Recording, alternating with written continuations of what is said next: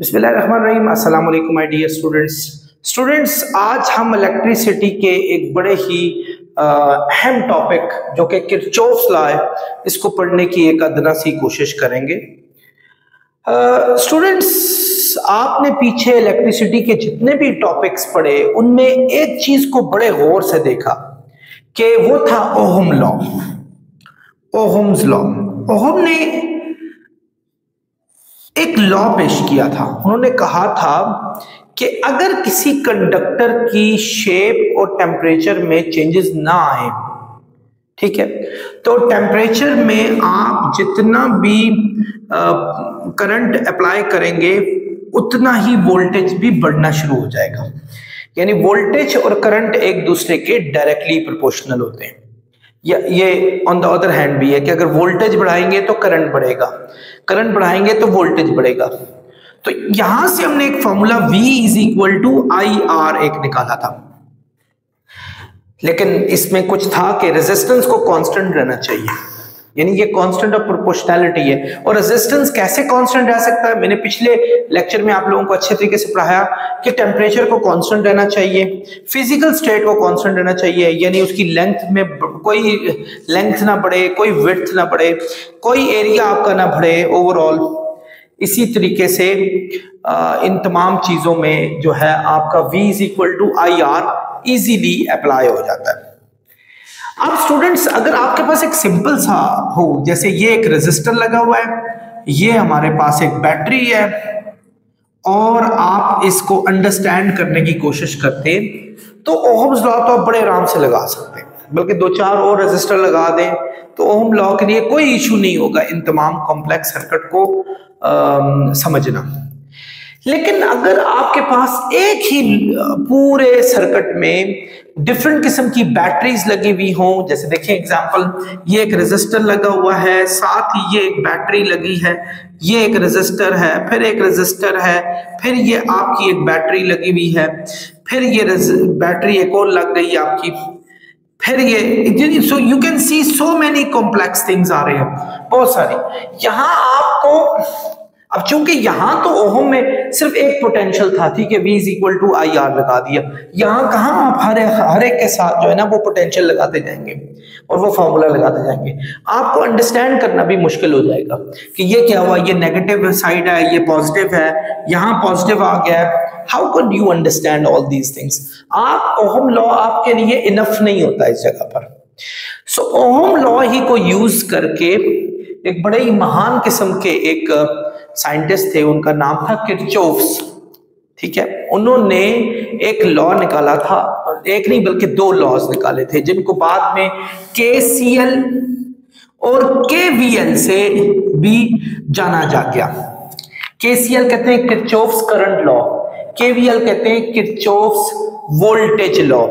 इन दो लॉज को फिर बाद में पेश किया गया और आखिरकार किरचॉफ्स ने ओहम की मदद से ये बड़े ही कॉम्प्लेक्स सर्किट को समझने में कुछ हमें आसानियां फराहम की, जिनको बाद में किरचॉफ्स लॉ से जो है वो नाम दिया गया। थैंक यू सर, आपका बहुत शुक्रिया, आपकी बड़ी खिदमत हैं, क्योंकि हमें बहुत सारी कॉम्प्लेक्स चीजों में समझने के लिए ओहम साहब, आई एम रियली सॉरी, आप नहीं पूरे उतर सके, तो इसके लिए हमें किरचॉफ्स का वैसे ही शुक्रिया अदा करना चाहिए। डियर स्टूडेंट्स, इससे पहले कि हम स्टार्ट करें, इस महान इंसान का नाम भी लिख लेते हैं। इनका नाम था गस्तव रॉबर्ट किरचॉफ्स। वैसे इनके नाम की हमें खास जरूरत नहीं है इधर, बस किरचॉफ के नाम से ये मशहूर हो गए, तो हमें किरचॉफ ही लिखना चाहिए, ठीक है। ये इनका एक नाम था असल में। इन्होंने कहा था सम टाइम ऐसा होता है कि बड़े कॉम्प्लेक्स सर्किट होते हैं। ये देखें, हमारे पास ये एक सर्किट है, यहाँ एक बैटरी लगी हुई है, और फर्ज करें मैं इसके बीच में एक वायर लगी हुई है, और इस वायर में यहां भी एक रेजिस्टर आपका सेट हुआ है, ये देखें। और अगर आपका ये एक रेजिस्टर है, फिर ये एक बैटरी लगी हुई है, और ये आपका यहाँ एक बैटरी और लगा लेते हैं, चलें हम इसको मजीद कॉम्प्लेक्स बना लेते हैं। अब इनको समझना कोई इतना आसान काम नहीं है, हमारे लिए ओम इतने काफी नहीं है। दूसरा, इनमें आप देखें ये नोड्स दिए हुए जिनको जंक्शंस भी कहा जाता है, इन नोड्स के ये नोड से ये लाइनें पैरेलल हो जाती हैं। फर्ज करें अगर यहां आपके पास आ गया एक और रेजिस्टर, तो इस नोड से इस नोड तक दो सीरीज में सर्किट दिए हुए रेजिस्टर दिए हुए, या इस नोड को लिया जाए तो ये तीन पैरेलल लाइनें आ रही हैं। हमारे लिए बहुत सी कॉम्प्लेक्सिटीज हैं, कहीं सीरीज में दिया हुआ है, कहीं आपके पास पैरेलल दिया है। इस पूरे की बात करें ये सीरीज में चल रहा है, लेकिन इसके हिसाब से बात करें ये पैरेलल, ये पैरेलल, ये parallel. So we are really muddled up, हमें नहीं पता हमने क्या करना है। सो इन चीजों को सोल्यूशन में के तौर पर गुस्ताव रॉबर्ट किरचॉफ लेकर आए थे। सो स्टार्ट करते हैं इसके पहले लॉ से। इनका पहला लॉ जिसको कि अभी मैंने लिखा था KCL, किरचॉफ्स करंट लॉ, उससे मशहूर हुआ था। तो मैं I am going to just let you know what this is. Dear students, पहला लॉ है इसका किरचॉफ्स करंट लॉ, KCL।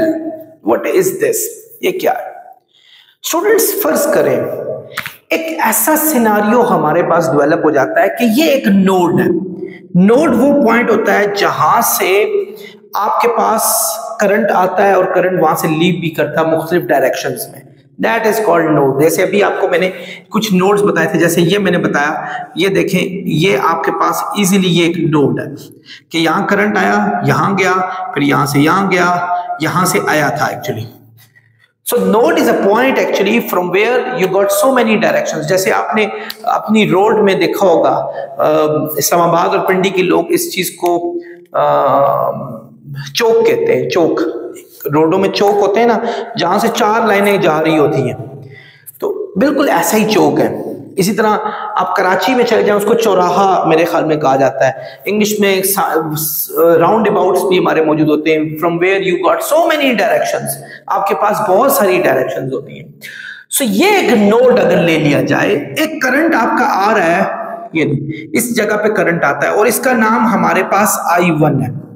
इसी तरह एक करंट और आ रहा है, ये ले जी, इसी नोड पे आके हिट होता है और ये करंट हमारे पास I2 है।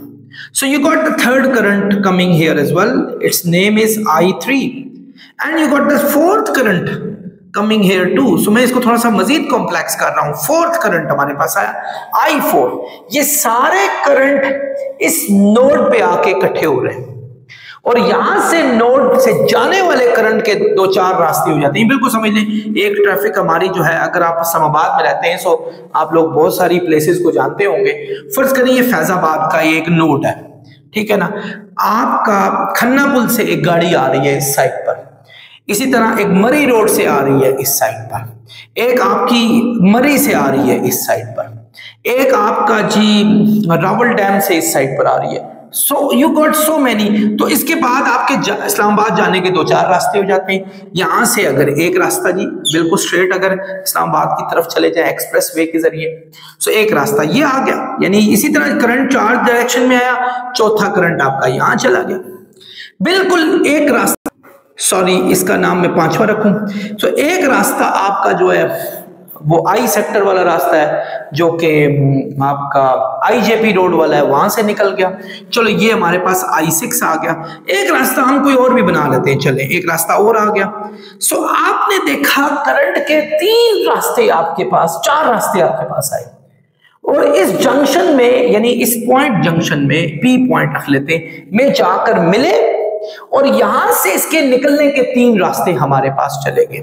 यानी फर्ज करो अगर ये करंट हमारे पास 2 एम्पियर का है, ये करंट हमारे पास 3 एम्पियर है, 2 3 5 हो गए, और ये 5 एम्पियर का है 10 हो गए, और ये 3 एम्पियर है 13 एम्पियर हो गए। 13 एम्पियर का करंट आके P पे इकट्ठा होता है और ये 13 एम्पियर का करंट यहां से बाहर निकल जाता है। जैसे चलो जी 8 एम्पियर का यहाँ चला गया, 2 एम्पियर का यहाँ चला गया, 3 एम्पियर का यहाँ चला गया, 8 2 10 और 3 13, यानी जितना 13 का आया था उतना ही 13 का वापस चला गया। यानी एक्चुअली हम कह सकते हैं the current coming in nodes और entering in nodes is equal to current leaving the nodes. यानी जितना करंट आपका आ रहा है उतना ही उसमें से लीव भी हो रहा है। यानी I1 I2, I3, I4 हमारे पास आया और ये कहां चला गया, I5, I6 और I7 में चला गया, ये सब चला गया। यानी सारा करंट जो कि 13 एम्पियर बना था वो इनके सम 13 एम्पियर के इक्वल हो गया हमारे पास। अब ये सारे यहां प्लस हो रहे हैं, जब मैं इनको यहां लेकर आऊंगा ये यहां क्या हो जाएंगे हमारे पास, माइनस हो जाएंगे। यानी यहां आ गया ये माइनस हो जाएगा, ये यहां आया माइनस हो गया, और इसी तरीके से ये भी हमारे पास माइनस I7, यहां इक्वल टू 0 बच गया। जब मैं ये सम हो रहे हैं सब, मैंने यहां प्लस लिख दिया है, ये माइनस के करंट थे। माइनस का मतलब ये भी होता है कि ये डायरेक्शन इसकी मतलब इस वो आ रही है इसकी तरफ और ये यहां से डायरेक्शन लीव कर रही है, तो लीव वाली हमने नेगेटिव कर दी। वैसे भी वहां प्लस हो रहे थे, यहां के माइनस हो गए। इन सारों का सम करो, यानी सम ऑफ करंट इज 0, यानी आपके पास टोटल करंट जो है ना उनका सम क्या हो गया, हमारे पास 0 हो गया। यानी the current coming toward node is equal to the current going from the node, यानी करंट नोड से जो जा रहा है और करंट जो नोड की तरफ आ रहा है, they are equal to each other और the sum of current is 0। This is called Kirchhoff's current law, इसको किरचॉफ्स का करंट लॉ कहते हैं। अब ये बड़ा कॉम्प्लेक्स है, कितने आराम से हमने इसको सुधार लिया, कोई मुश्किल हो गया, कोई भी मुश्किल नहीं था, आसान हो गया हमारे पास सारा। एक और बात जरा आप समझने की कोशिश करें, करंट किसकी वजह से होता है स्टूडेंट्स? करंट के बारे में हमने पढ़ा था कि the total charges in a unit time, यानी जो टोटल चार्जेस हमारे किसी भी टाइम में फ्लो करते हैं, दैट इज कॉल्ड करंट। यानी करंट एक्चुअली सारी रीजन चार्जेस की वजह से होते हैं, यानी चार्जेस जो फ्लो करेंगे एक्चुअली वही करंट होगा। यानी आपने देखा जितने चार्जेस आए और जितने चार्जेस लीव हुए वो दोनों बराबर थे। सो हम इस बात को कह सकते हैं कि ये law of conservation of charges है, कंजर्वेशन ऑफ चार्जेस। इस लॉ का एक स्पेशल नाम है कि law of conservation of charges, यानी कंजर्व कहते हैं रिमेन सेम, सेम रहना, यानी चार्जेस के सेम रहने का कानून। यानी चार्जेस सेम है, जितने चार्जेस आए उतने ही चार्जेस लीव करके चले गए, यानी ना कोई चार्ज यहां यूज हुआ, मतलब यूज का मतलब खत्म हुआ, ना ही कोई चार्ज ऐसा था जो इस सर्किट में रह गया, यानी जितने आए थे उतने ही चले गए। यानी टोटल चार्जेस का सम हमारे पास जितने आए थे ये 0 रह गया हमारे पास। सो इसको law of conservation of charges भी कहा जाता है। बड़ा सिंपल सा रूल है, आई होप आप इसको अच्छे तरीके से समझ गए होंगे। My dear students, the next law of Kirchhoff is KVL, Kirchhoff's voltage law, Kirchhoff's voltage law, ये हमारे पास सेकंड लॉ है। What is this? जैसा मैंने आपको पिछले लॉ के बारे में कहा था, that is law of conservation of charges. So ये actually law of conservation of energy है। देखिए मैं आपको एक बड़ा कॉम्प्लेक्स एक सर्किट बना देता हूं। फर्स्ट करें ये एक बैटरी है, इसका नाम हम E1, इसकी वोल्टेज का नाम हम EMF से नाम हमने E1 रखा।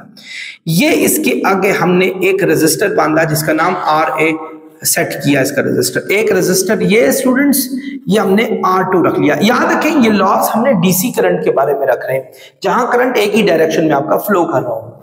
इसी तरीके से आपका ये एक रेजिस्टर है जिसका R3 नाम रखा है, फिर आपने ये एक लगाया बैटरी, एक और लगा दी ये, फिर यहां आपने एक रेजिस्टर लगाया, यहां आपने एक रेजिस्टर लगाया, इसका नाम R4 रखा और इसकी EMF का नाम हमने E2 रख लिया। ये आपका मैंने एक बड़ा कॉम्प्लेक्स सा सर्किट ड्रॉ किया जिसमें आपके 1 2 3 4 रेजिस्टर्स आ गए और 2 आपके पास बैटरी के कंपोनेंट्स आ गए हमारे पास, जहां से चार्जेस फ्लो करेंगे। अब डियर स्टूडेंट्स होगा क्या इसमें? एक बात है कि E1 is greater than E2, यानी इसकी एनर्जी ज्यादा है, इसकी एनर्जी कम है। पहले तो एनर्जी पे बात करते हैं ना, एनर्जी क्या, ये तो हमने वोल्टेज पे बात की है, इसकी वोल्टेज IR1 हो जाएगी। आमतौर पे आपने एक फार्मूला पढ़ा था, वो था W = QV, आपने ये फार्मूला पढ़ा था।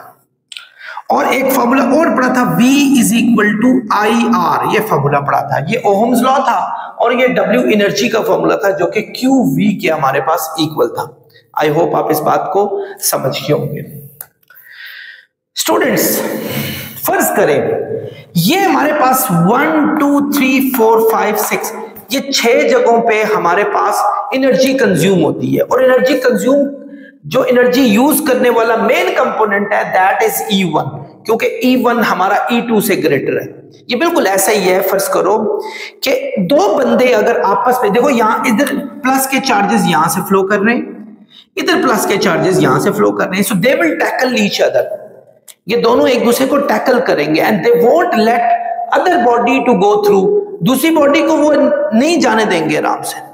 अब जिसमें हिम्मत ज्यादा होगी, ज्यादा एनर्जी होगी, ज्यादा फोर्स लगा सकेगा, वो तो दूसरे को ड्रैग करके ले जाएगा। ये बिल्कुल ऐसे ही है कि दो रेसलर लड़ाई कर रहे हैं, एक रेसलर अच्छा खासा हैवी है, दूसरा छोटा सा रेसलर, तो हैवी रेसलर उसको ड्रैग करके आगे तक लेके जाया जाएगा। अगर एक रेसलर 50 जूल की एनर्जी लगाकर उसको ड्रैग करता है, दूसरा उसको 30 जूल की एनर्जी लगा के करता है, तो दोनों की एनर्जियों का जो डिफरेंस है वो 20 जूल बच जाता है। यानी एक ने 50 लगाई, दूसरे ने 30 जूल की एनर्जी दी, तो 20। तो जो ये वाला हैवी रेसलर है वो 20 जूल से उस दूसरे रेसलर को एनर्जी देकर उस साइड पे फेंकने में कामयाब हो जाता है। सो यही काम यहां हुआ है। इसकी एनर्जी ज्यादा है, इसकी एनर्जी कम है। होगा यूं, ये अपनी एनर्जी फ्राम करेगा, इसकी कोई एनर्जी थोड़ी सी यहां आपकी डाउन होगी। ऐसा ही है ना, जैसे फर्ज करो मैंने एक सफर पे चलना है और मैंने 5 डिफरेंट रास्तों से होते हुए जाना है। पहले रास्ते को जब मैंने ट्रेवल किया, मैंने अपनी बहुत सारी एनर्जी वहां लूज की। बिल्कुल गाड़ी की एग्जांपल है। गाड़ी में अगर आपने 100 रुपए का पेट्रोल डाला है, तो अगर आप एक पॉइंट से दूसरे पॉइंट तक जा रहे हो तो 20 रुपए का पेट्रोल उसका एक रास्ते में लगा, थोड़ा सा आगे जाकर 30 का फिर लग गया, थोड़ा सा आगे जाकर 20 का फिर लग गया। यानी वो अपनी एनर्जी को क्या कर रहा है, कंज्यूम कर रहा है इस जगह पर।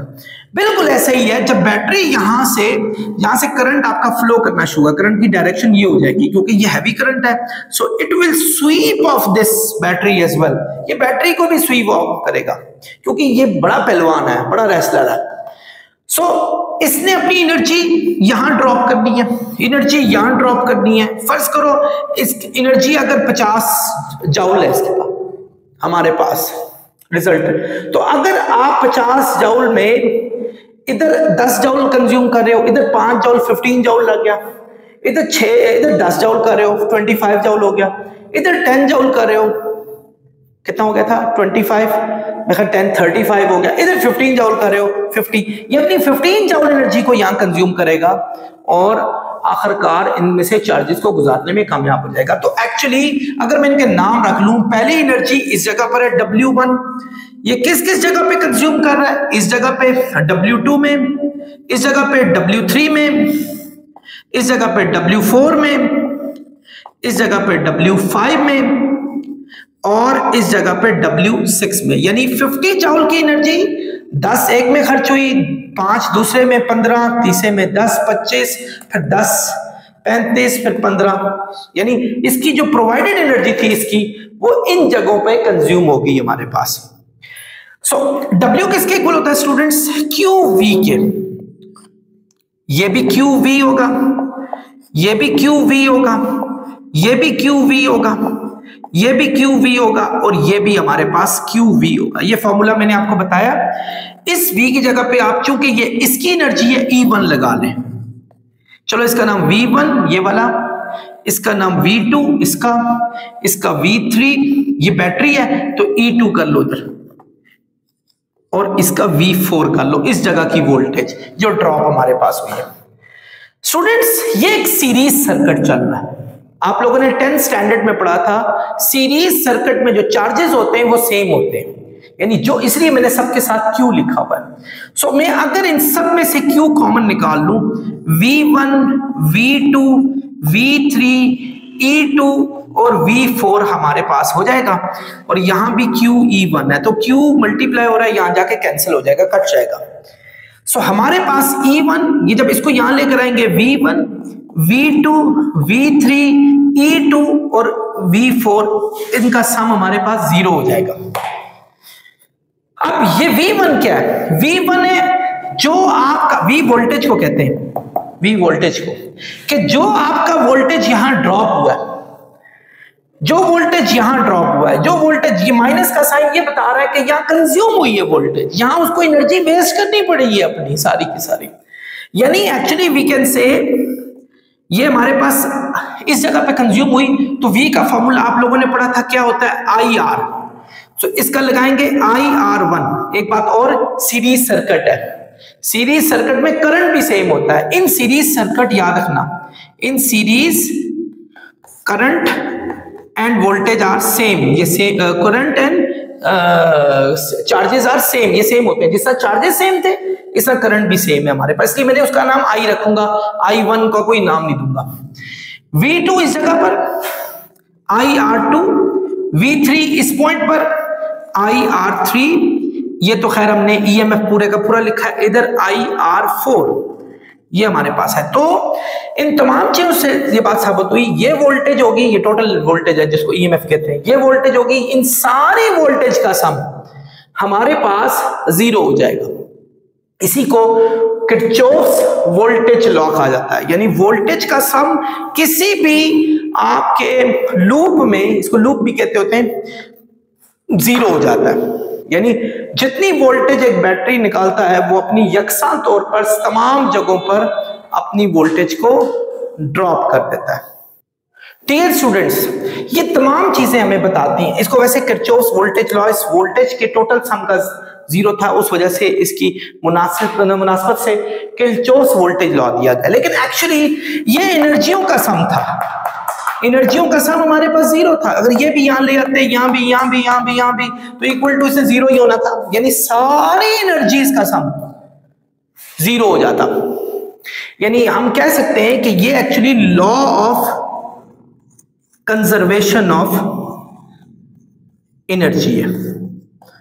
आई होप स्टूडेंट्स आप इस लेसन को पढ़ चुके होंगे। सो जिस तरह मैंने वो पिछला लॉ बताया था कि the total current coming toward node is equal to the total current leaving the node, बिल्कुल इसी तरह से कि in circuit, close circuit, the sum of the total voltage is always 0, यानी वो हमारे पास 0 रहती है। And this is the law of conservation of energy. वो हमारे पास law of conservation of charges था। आई होप आप समझ गए होंगे।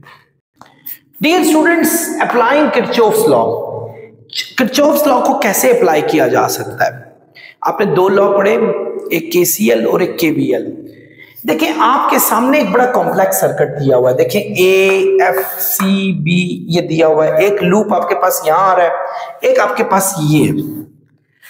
इनके अंडरस्टैंडिंग के मेथड को एक्चुअली लूप एनालिसिस भी कहा जाता है। देखें जनरली स्पीकिंग आपका करंट यहां पॉजिटिव से फ्लो करेगा। अगर आप सिर्फ इस लूप की बात करें, इस करंट आपका यहां से फ्लो करेगा, यहां से यहां जाएगा, यानी ये डायरेक्शन होगी इसकी करंट की, यानी आपका लूप ये बनेगा इसका। जबकि यहां पॉजिटिव बैटरी आपकी इस साइड पे लगी हुई है, तो आपका ये इस साइड पे जाएगा, यानी इस साइड से हमारा जा रहा है साथ। इसका नाम आप करंट 1 रख लें और इसका नाम करंट 2 रख लें। लेकिन आप जरा गौर से देखें, इन दोनों लूप्स के बीच में, दरमियान में, इस जंक्शन में, जिसको नोड भी कहते हैं, इन जंक्शन में एक ऐसा रेजिस्टर लगा हुआ है जो इसका और इसका दोनों का कॉमन रेजिस्टर है। सो एक्चुअली ये करंट इसमें भी जाएगा और ये करंट इसमें भी जाएगा, तो यहां I3 का करंट पैदा हो जाएगा। यानी इधर का जो बनेगा करंट वो I3 हो जाएगा, सिर्फ इस जगह पर I3। और I3 किसके इक्वल है? एक्चुअली I1 प्लस I2 के इक्वल है, क्योंकि वो दोनों करंट का मिक्सचर है हमारे पास। अब जब बैटरी, जिसको नाम हमने यहां EMF1 रखा और ये E2 रखा हुआ है, बैटरी जब यहां से आपकी लूप पैदा करती है, सो वो एक्चुअली पहला पोटेंशियल ड्रॉप इस जगह पे पैदा करती है, दूसरा पोटेंशियल ड्रॉप इधर पैदा करती है। यानी E1 अकॉर्डिंग टू KVL, यानी अगर KVL लगाया जाए, किरचॉफ्स वोल्टेज लॉ, तो E1 और इस जगह पे जो उसका वोल्टेज ड्रॉप पैदा हो रहा है, किस जगह पे, R1 वाली साइड पे, और R2 वाली साइड पे जो उसका वोल्टेज ड्रॉप पैदा हो रहा है, इनका सम उसके पास 0 होना चाहिए। अब वोल्टेज को क्या पढ़ा था आपने, वोल्टेज पढ़ा था V is equal to IR होता है। अच्छा, ये तो EMF है बैटरी की, इस जगह पर जो होगा, इस जगह V होगा वो IR होगा, इसका R1 है और करंट चूंकि I1 रखा हुआ है तो ये IR1 हो गया, और ये चूंकि यहां ड्रॉप हो रहा है तो इसलिए मैंने माइनस I1R1 रखा। ड्रॉप हो रहा है, ड्रॉप का मतलब कंज्यूम हो रही है, ये बैटरी की वोल्टेज इसमें कंज्यूम हो रही है ये। लेकिन जब हम बात इसकी करेंगे, यहां तो I1 नहीं है, अभी थोड़ी देर पहले कहा था यहां तो ये भी गया और वो भी आया, तो एक्चुअली इन दोनों का मिक्सचर ने I3 बनाया, यानी माइनस I3R2 हमारे पास यहां आ गया। फॉर्मूला V का IR होता है, तो I3R2 क्योंकि रेजिस्टर 2 है यहां मैंने रख दिया, ये मेरे पास। तो अगर मैं इनको ओपन करूं, E1 plus minus I1R1 minus plus minus I3R2 हमारे पास आ जाएगा। सिंस I3 हमारे पास किसके इक्वल है, I1 प्लस I2 के इक्वल है, वो वाला, तो मैं इस I3 में लिख दूंगा I1 प्लस I2, और ये हमारे पास R2 आ गया। आई होप आप समझ रहे होंगे। ये मैं किसकी बात कर रहा हूं, ABCF की, यानी ABCFA, इस पूरे लूप की बात कर रहा हूं, ये वाला लूप है हमारे पास, ठीक है। तो अब मैं जब इसको खोलूंगा, E1 माइनस I1R1 माइनस अंदर के साइन चेंज करेगा, R2 इससे मल्टीप्लाई होगा, माइनस I1R2 और माइनस I2R2 इक्वल टू 0 आ गया। ये हमारे पास स्टूडेंट्स फर्स्ट इक्वेशन आ गई इस लूप की, जो लूप 1 है हमारे पास, इस लूप की आ गई, इसकी आ गई। डियर स्टूडेंट्स, अब यहां आए, कौन सा लूप है अब हमारे पास, लूप नंबर 2। याद रखें इन लूप एनालिसिस को, इसको लूप एनालिसिस भी कहा जाता है, लूप एनालिसिस, ठीक है। वैसे एक बड़ा मजे का नाम है इसका, मैश एनालिसिस, मैश भी कहा जाता है। तो बहरहाल ये इसका एक नाम है कि हम इन लूप्स को किस तरह स्टडी करते हैं। यहां आए स्टूडेंट्स, इसमें लूप कौन सा जी हमारे पास इस दफा, EDCFE लूप है, EDCFE, इसके बारे में डिस्कस करते हैं। पहली वोल्टेज कौन सी है, E2। दूसरी वोल्टेज ड्रॉप आपकी यहां पैदा हो रही है, वो किस में पैदा हो रही है, हमारे पास वोल्टेज 2 में पैदा हो रही है, इसमें, इसका R2 नाम रख लो, R2 दिया हुआ है। और आपकी इधर डेल्टा V R3 में हो रही है। इन सब का सम अकॉर्डिंग टू KVL, जो KVL लॉ था ना, उसके मुताबिक ये 0 होना चाहिए। अब ये हमारे पास E2 है, अब ये R2 में कौन सा हो रहा था, मैंने बताया था आपको, वो माइनस I3R2 हो जाएगा, जिसका मैंने यहां लगाया था,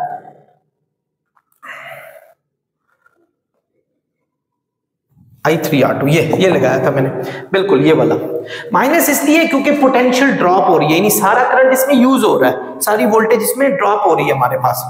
बिल्कुल इसी तरीके से R3 में यही करंट 2 यूज हुआ था, I2R3 हमारे पास आ जाएगा और माइनस में आएगा क्योंकि पोटेंशियल ड्रॉप क्रिएट हो रही है। स्टूडेंट्स I3 का नाम आपने ऑलरेडी ये रखा था, I1 प्लस I2। अच्छा, ये हमारे पास माइनस प्लस माइनस हुआ, इस जगह पे I1 प्लस I2 लिख लिया, R2, इसी तरह ये माइनस हो गया, I2R3 इज इक्वल टू 0 हो गया। माइनस अंदर के साइन चेंज करेगा स्टूडेंट्स, तो ये हमारे पास इसके साथ ये R मल्टीप्लाई भी हो रहा है, R2 माइनस I2R3। अब हम इसको, ये हमारे पास सेकंड इक्वेशन आ गई। इन दो इक्वेशंस को आपस में सॉल्व करके, जब हमें वैल्यूज पता हो कि ये कितना रेजिस्टर है, ये कितनी वैल्यू है, ये कितनी वैल्यू है, उनको यूज करके हम दोनों के करंट को, या फिर हमें EMF भी पता होनी चाहिए, दोनों के करंट को हम साइमल्टेनियसली ऊपर नीचे रख करके सॉल्व कर सकते हैं। एग्जांपल, अगर ये 10 वोल्ट की बैटरी थी, ये 6 वोल्ट की, यहाँ 10 लिखेंगे, यहाँ 6 लिखेंगे, तो इस कितना रेजिस्टर था, R1 की वैल्यू डालेंगे, इसी तरह हम दोनों करंट की एक्चुअली वैल्यू को साइमल्टेनियसली जैसे मैथमेटिक्स तरीके से फाइंड करते हैं, हम इनको सॉल्व करने में कामयाब हो जाएंगे। आई होप आप इस बात को समझ गए होंगे। डियर स्टूडेंट्स, इन किरचॉफ्स लॉ को यूज करके हम रेजिस्टर में गुजरने वाले न सिर्फ वोल्टेज को फाइंड आउट कर सकते हैं बल्कि उनकी इक्विवेलेंट रेजिस्टेंस भी फाइंड कर सकते हैं। फर्ज करें स्टूडेंट्स, अगर आपका एक करंट यहां से गुजर रहा है, ये देखिए, ये भी मैं सीरीज में अगर रेजिस्टर लगाओ, एक रेजिस्टर आपका ये लगा हुआ है, इसका नाम है R1, ठीक है, और एक रेजिस्टर आपका यहां लगा हुआ है जिसका नाम है R2, और उनको करंट जो फीड कर रहा है दैट इज I। तो इसके दो जगहों पे पोटेंशियल ड्रॉप क्रिएट होगा, एक इस जगह पे पोटेंशियल ड्रॉप क्रिएट होगा आपका, इसको V1 का नाम दे दो, एक इस जगह पे होगा वो V2 का नाम दे दो, ये इन दो जगहों पे होगा। अगर मैं फर्ज करें मैं इनको किरचॉफ्स के लॉ से समझने की कोशिश करूं, किरचॉफ से मुझे क्या कहा था कि जो सम हमारे पास जो वोल्टेज होती है वो हमारे पास V के इक्वल होती है, यानी वोल्टेज का जो सम है वो एक्चुअली जीरो होता है। अगर मैं इनको यहां ले आऊं जीरो हो जाएगा, ये इनका टोटल नेट सम है। ये सीरीज में वोल्टेज ड्रॉप पैदा होती है, ये अभी हम थोड़ा सा पीछे पढ़ के गए थे कि सीरीज में पहले इसमें वोल्टेज ड्रॉप हुई, अभी अपने पीछे मैश एनालिसिस में पढ़ा, फिर इसमें ड्रॉप हुई, तो जो टोटल वोल्टेज होगी वो V1 प्लस V2 के इक्वल होगी। V किसके इक्वल होता है? IR के, और ये IR1 के, ये IR2 के। चूंकि सीरीज सर्किट है स्टूडेंट्स, तो करंट हमेशा हमारा सेम रहेगा।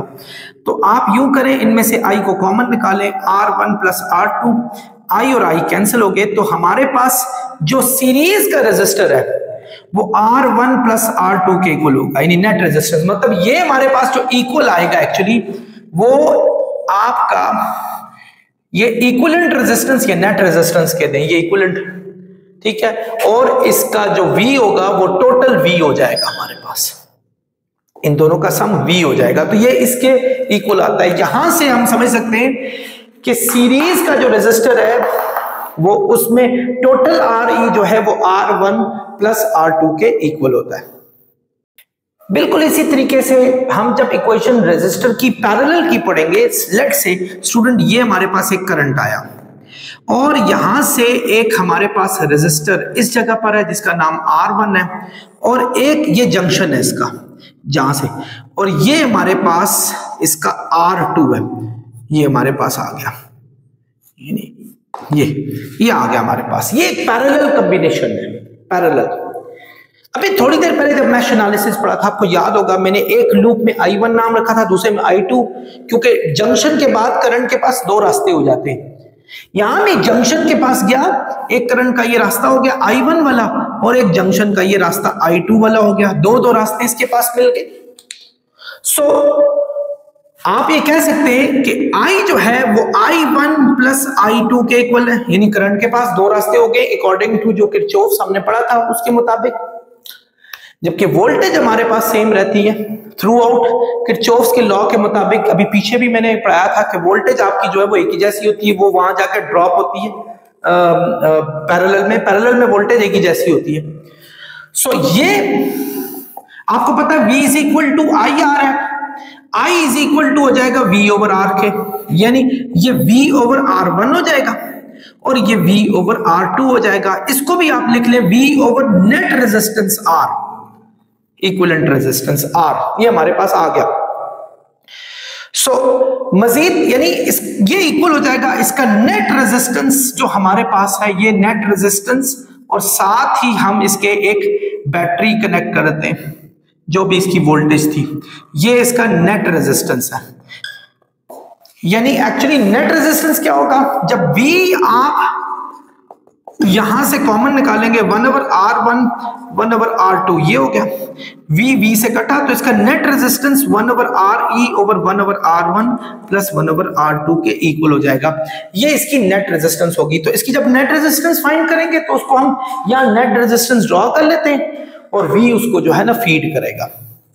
ये दो चीजें हमने पढ़ी है। सीरीज में क्या पढ़ा हमने कि नेट रेजिस्टेंस होती है R1 प्लस R2 इसी तरह प्लस करते करते जो भी बढ़ रही है। और पैरेलल में हमने पढ़ा कि R इक्वल होता है 1/R, sorry 1/R1, 1/R2, 1/R3, ये हमारे पास पढ़ रहे हैं। स्टूडेंट्स एक बात याद रखें, सीरीज में जितनी रेजिस्टेंस को ऐड करेंगे नेट रेजिस्टेंस बढ़ जाएगी।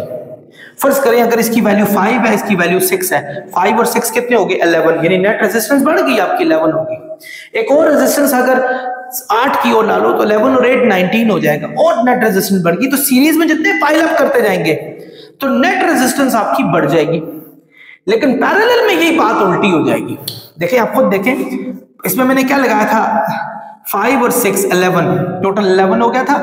अब यहां देखें, यहां भी 5 और 6 लगाते हैं, 1/5 1/6, एलसीएम आ जाएगा 30, 6 + 5 1/RE, 30 डिवाइड हो रहा है, यहां जाके मल्टीप्लाई, RE वहां चला जाएगा 11RE, 11 यहां जाके स्टूडेंट नजर आ रहा है, चेक करें, 11 यहां जाके डिवाइड हो जाएगा, तो RE की वैल्यू आ जाएगी 2.7 ओम। असल में RE इन दोनों इंडिविजुअल रेजिस्टेंस से भी कम हो गया। यानी आप देखें पैरेलल में जितने जितने आप पाइल अप करते जाएंगे नेट रेजिस्टेंस और डाउन हो जाएगी, 2.7 ओम तक चलेगी। इवन ये भी 5 था, ये भी 6, उन दोनों से कम होगी। अगर मैं 1/5 1/6 और 1/3 एक और लगा देता हूं, 3 ओम की एक और लगाता हूं, तो आप एलसीएम ले 1/R1 के इक्वल है, RE के इक्वल है। तो आप देखें ये इनका एलसीएम आ जाएगा 6 5 30, 5 6 6 5, इसी तरह 3 10 30, ये आ गया 30, इधर चला गया, RE उधर चला जाएगा 10 5 15 और 6 21, RE आ गया। 21 को वहां जाके डिवाइड करें तो RE 1 समथिंग आया, समथिंग जो भी है। अब मेरे पे कैलकुलेटर नहीं सॉल्व करने की। आपने देखा पहले 5 रेजिस्टेंस लगाई थी, फिर 6, उनका नेट रेजिस्टेंस हमारे पास 2.7 आया था, लेकिन जब हमने एक रेजिस्टेंस और ऐड कर दी 3 ओम वाली, वो उससे भी कम हो गया। सो आप पैरेलल में स्टूडेंट्स जितने जितने रेजिस्टेंस ऐड करते जाते हैं तो आपकी नेट रेजिस्टेंस क्या हो जाती है, कम हो जाती है। लेकिन सीरीज में अगर यही 5 था, ये 6 11 हो गया था, अगर 3 का ऐड कर लेते तो 14 हो जाता। ये 1.4 है, मेरे पीछे एक स्टूडेंट बता रही है 1.4 बन रहा है ओम। तो सीरीज में अगर यही 3 में एक और ऐड कर लेता तो 5 6 11 और 3 14 हो जाता, यानी पिछले नेट रेजिस्टेंस से भी हमारी वैल्यू, इक्विवेलेंट रेजिस्टेंस से भी वैल्यू बढ़ जाती, इधर इस इक्विवेलेंट रेजिस्टेंस से कम हो गई। आई होप स्टूडेंट्स आप लोगों ने लेक्चर को अच्छे तरीके से समझा होगा। कमेंट बॉक्स में लाजमी बताएं अगर आपको समझ आई है। सो नेक्स्ट लेक्चर तक अंजुम मजीद ख्वाजा आपसे खुदाफिज कहता है। चैनल को सब्सक्राइब करें और अपने दोस्तों से शेयर करें। बहुत शुक्रिया।